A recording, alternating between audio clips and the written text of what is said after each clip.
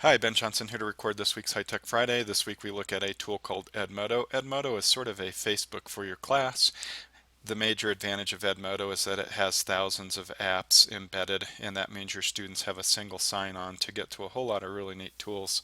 Let's go ahead and get started by setting up your teacher account. You would go to edmodo.com and you would go ahead and click on teachers here. Now you will paste your school code here, your first, last, and email address and password. I'm going to go ahead and pause that, and I'll include the school code with the email that I send out. You'll need to ask your IT person in your district for your school's code. Okay, so I just filled out that little application, and now I need to set up my profile. So I'll choose a grade, whatever grade that you choose, and a subject area, and you can customize your profile if you'd like. Upload a photo as usual, and then we'll go on to the next step. And just a few more questions to answer here. And you can see some of the other people in the building that are using it. And now my Edmodo is set up, although it's not yet ready for classes. So to build your classes, you come here to groups and you click the plus sign and you'll hit create.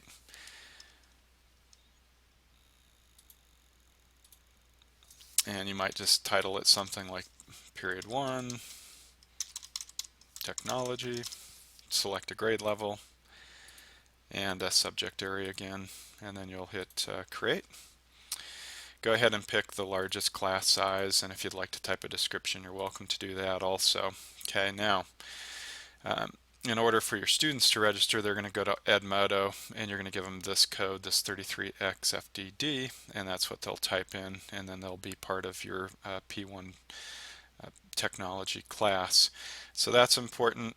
One of the nice features of Edmodo is that it does allow you to build then small groups within your large group class, and so that might be useful for differentiating with different groups of students, and they don't see the different groups, they only see their group. So it's a nice way to adapt materials for maybe gifted students, students who are on a IEP and need some special requirements. All right, so once you've made your class, you can go ahead and go into it.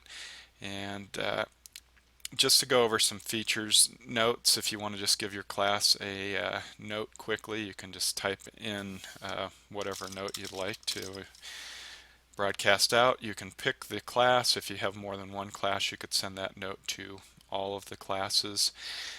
This screen, if you're on your home screen, it's going to show all the feeds for all of your classes, and you can drill down to a class by clicking on it, and then you'll just see the feed for that class. You can attach files, PowerPoints, Word docs, PDFs, things like that. You can put web links in, or you can pull things from your Edmodo library. So as you're uploading files, they'll be added to your library, and you can just add those from your Edmodo library. You can set a schedule, a delivery schedule, so that it gets delivered maybe Monday morning as the week is starting, and then you're simply going to hit send. Now students can subscribe to this on their smartphone, and so if students subscribe to that, they'll get this as a text each time.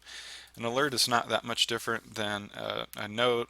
It just limits you to less characters, and you're not allowed to attach files and that sort of thing, and that's just for those students that have to pay for text messages. They might just subscribe to your alerts so that they're not billed for more expensive parts. Assignments, you can deliver an assignment this way, giving it a title and a due date.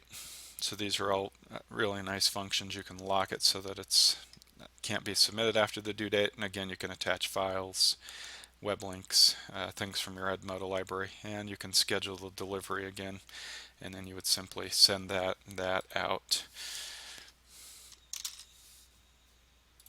Again, if students have subscribed to assignments on their phone, they'll get that as soon as you send it out or as soon as you schedule it. One nice feature about Edmodo is that you can build quizzes in here, and this will be slightly easier than building a quiz, say, with a Google form, just because you don't have to set up the Flubaroo for the automatic grading. And you just simply create a quiz, and there are lots of different question types here that are automatically graded. Short answer is the only one that's not graded.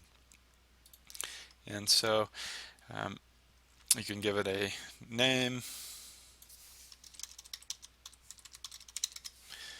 and a time limit, and then you can add questions. You can attach files, pull things in from your library, mark the correct answer, and then include some distractors, and you can add more responses for the sake of time. I'm just going to have these. You can randomize the questions so that students who are seated next to each other can't look at each other's screens. You can show results if you want, or if it's a high stakes test, you can not show the results until maybe everybody has finished it. So some nice options here, and you would just continue to add as many questions as you'd like. You can mix and match different question types. So a real nice tool, and then once you're finished you can go ahead and assign the quiz.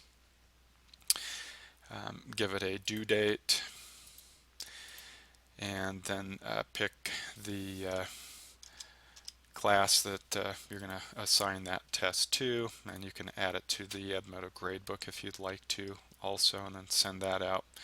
So a real nice testing feature included.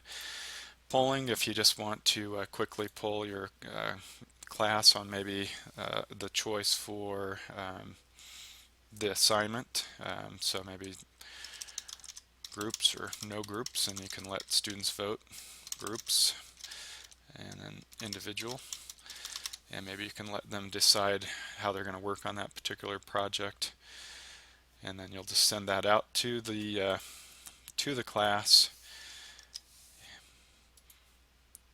and then they'll vote. And then as they vote, they won't see individual answers, but they'll see the class results on their device also. So just a really nice way to do a little informal poll of the class.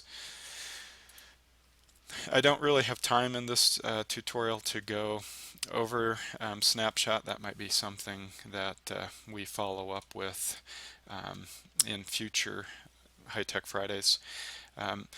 The major reason that a lot of people use Edmodo is because of all of the apps that are available within it. And so to get to those apps, you can just go ahead and click on the store. So I'll click on the store, and once you're inside of the App Store, the content areas are listed here on the left. And so you can pick your subject area, but I encourage you to look at other areas too, because lots of great apps even outside of your subject. And then if you want to go to the free ones, you can look here. And some of the very popular ones, especially with language arts, is this app called Actively Learn. And it's basically a database of different types of articles that your students can read, and then there's questions that are pre-written in there, and so you can do some reading comprehension assessment with that tool. So that's a very popular one for language arts teachers. And then I click that tool, I put which class I want it to be installed inside of, and then I can install that app. So the advantage of doing it this way is that when your kids log into your Edmodo class, all of these apps are already pre-installed, ready for the kids to begin work, and lots of really nice apps for them to use. So if I come back to language arts, just going to try and find a few others that are very popular. The Snow Red Ink is another popular one for language arts. And again, I can just hit free and pick the class that I want to install it in. In the Snow Red Ink, surveys students about their interests, and then it delivers custom reading articles, and it substitutes, so if they're interested in soccer, it may substitute some soccer things into their reading. And then again, there are built-in questions that go along with that, so a lot of the work is done for you as a teacher. So really beyond the scope of this class to go over all of these apps, but just know that a lot of people use Edmodo primarily because of all of these apps that you can just plug right into your class and make available to students to use. And just good stuff there, so you just need to go and check those out. I'm going to go ahead and pause here for a second so that I can bring up some options that I want to discuss with you with Edmodo. So a few things I want to point out to you. If your students want to subscribe to things on their cell phone, which seems like a very popular thing to do nowadays, they could use this instead of Remind 101, for instance. They'll just come up here to their little icon for their whatever avatar they uploaded. Next to it is a drop down, and you can go to Settings. And then within Settings are email and text updates, and they can choose their email address, or they can come down here to text. So if they want to have these things delivered on their cell phone, they would type in their cell phone number here, pick their provider, choose the things they want to get on their phone. And again, based on their charges, they may pick different things. At a minimum, you should have them go ahead and subscribe to these alerts, and then they'll hit that Save Updates. Now, because I didn't put a real phone number in here, it's not going to work, but had a student type that, they would get a text from that phone, and then they would have to come back in here and type that secret code they get on their phone. After a student does that, then they're ready to get all of your Edmodo updates through their cell phone. Okay, so that's one thing I wanted to point out. The other thing is you can control whether or not students are able to post in your Edmodo class like they could on, say, Facebook. So if I come here to my class, I can come down here to this members part. Now there's nobody in this class except for me, so this will be, you'll have to use your imagination a little bit. But if I go here to members, after all my students have typed in that class code, they'll show up here. And so then I'll be able to, maybe if I want them to be able to use this like Facebook, I'll make them all contributors. Okay, and that's going to allow them to post notes on that home page just like they would be able to, say, in their Facebook account. If I want to, I can change everybody to read only. So that's an option too, and it really just goes with your comfort level. If you have a co-teacher, you can change their role also to teacher, co-teacher, so that they're able to access your class and assist students.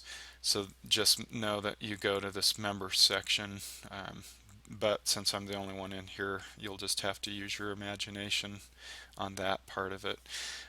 To go back to that home page, I can always click on this home button, and this is just going to show me all of my posts just like it would if you were in Facebook. So that's this week's High Tech Friday. Thanks for watching. Hope to see you next week.